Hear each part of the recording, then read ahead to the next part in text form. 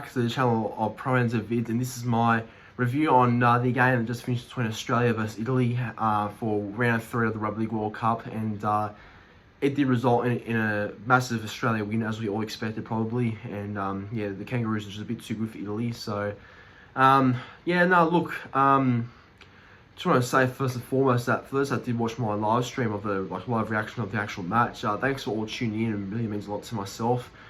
Seeing some viewers come in like that and watch the game, or watch my live reaction basically. I know I didn't broadcast or live stream the actual game, but I guess for those people that did stick around and watch for a bit while I was reacting to the game live, doesn't mean a lot. So thank you to those that did.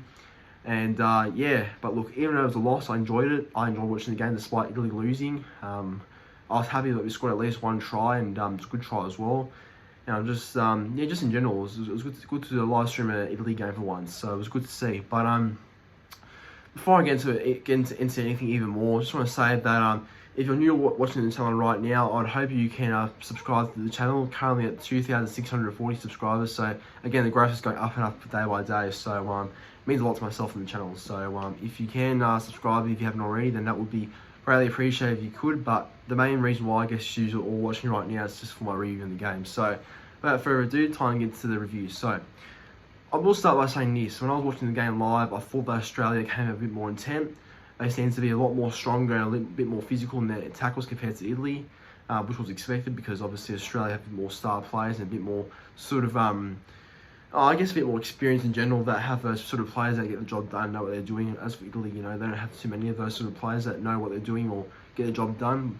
That's the difference in the end. But yeah, no, look, it didn't take too long for Australia to score the first try through Val Holmes. It was just like a easy sort of try there. A kick by DC over the top, and then Val Holmes just jumped in the end, scored to make it 16-0 early in the 60th minute. I'll go for all the tries very soon, but that's the first try that happened anyway. But I thought in general Australia were just a bit too good. You know, guys like Cleary played excellent. I thought him and DC are both pretty good.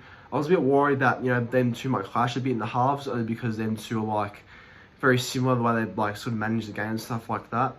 So I was worried they might cross each other's paths and make things a bit confusing. But I think that they both did okay, and yeah, I thought they had a good game, both Cleary and DCE. So you know, I think whatever Mao does, it wouldn't be a bad call if he picked either Cleary or DCE. He may even pick them both again, but I think the logical choice would be probably Munster at 5'8" and Cleary at halfback. But DC and Cleary are both very good, I thought.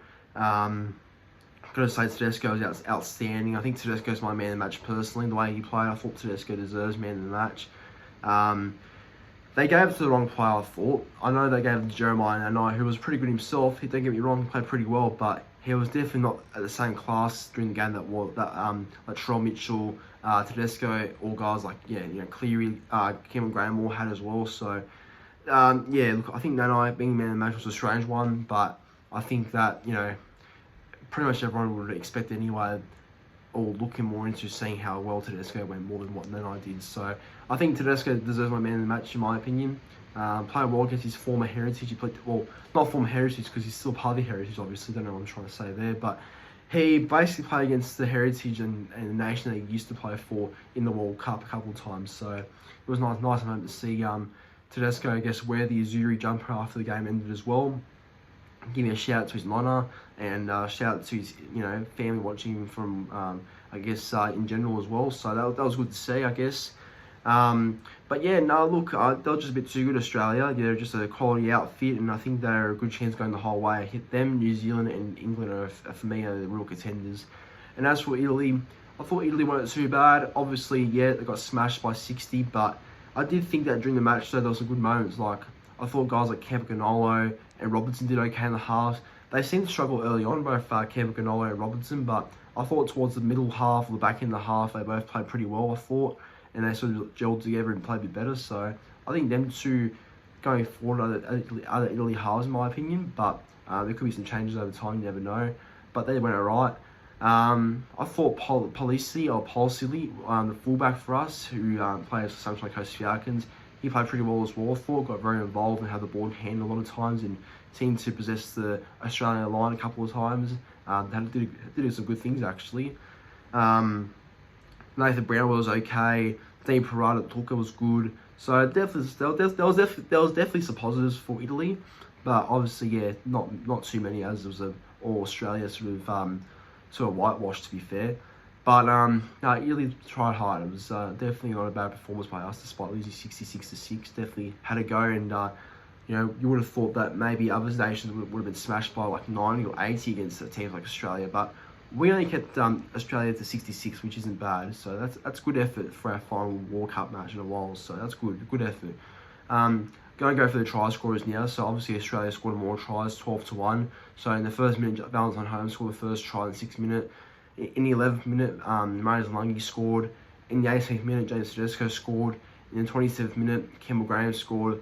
In the 35th minute, LATRELL Mitchell scored. In the 39th minute, Marius Lungi scored again. In the 45th minute, Isaiah Yeo scored.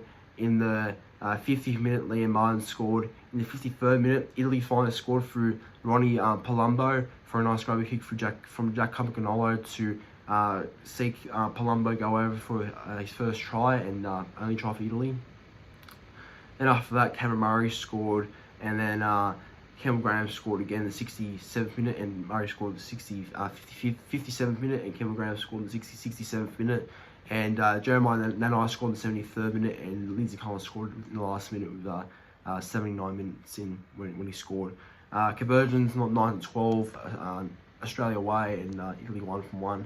Gotta say, Nathan Cleary's goal kicking was pretty awful in my opinion. Like, it wasn't bad, as he only missed 3, but look, I thought he had some really bad misses. Like the first one where Australia did score through Val Holmes, like Cleary was going to go for the goal kick. It was like right in front as well. Even I would have got that. I would have got that. It was from right in front. Cleary was like right there. Right in front of both sticks. All he had to do was kick it over the black dot. He goes for it and it hits the post somehow and misses. So embarrassing for Cleary if anything. But there's still one, and it is what it is. But anyways, everyone, thanks for watching the review. Make sure to like the video, subscribe to the channel, and comment your thoughts on the game and what you made of Australia versus Italy. Obviously, Australia too good for Italy, and this is Italy's last World Cup match for a while. So I hope they come back a lot more stronger. But anyway, thanks for watching. See you all in the very next one.